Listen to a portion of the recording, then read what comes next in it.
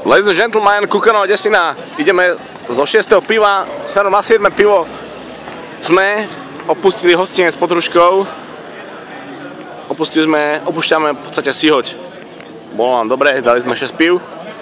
A prechádzame teraz železničným priecestím, ktoré bude nasledovať za chvíľočku.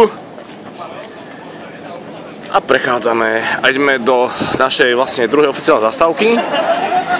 V Žemberáku. Ľudí je dosť.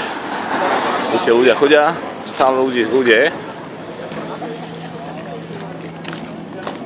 Chalani si dali slovenské trička. Kukanová Desina. My ostatní máme dresy. Staré 5 rokov. Tomino, Mušu, Ivan. A ja.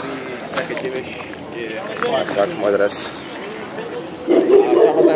Chalani, ako dobre? Sme spokojní, rozoberáme raňajky. Ako sme si ich pripravovali. Hemendex? Ako sme ich konzumovali. Hej, dobre. A ja som dnes veľmi netradičný spôsob pripravil, lebo ja som si spravil Hemendex.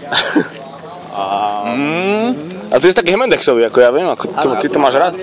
A práve preto, lebo sa o to netreba starať, že proste jednoducho tam jebneš a máš čas sa venovať vlastným veciam.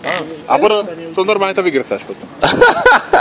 Ja si myslím, že áno, keď ti to nesadlo, že si to znovu varil, alebo že sa tam niečo zamiešalo, je to v pohode.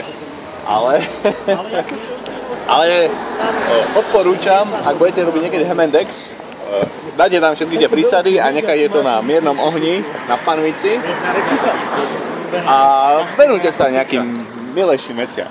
Áno. Opýtajte sa na to. To je pán kuchár.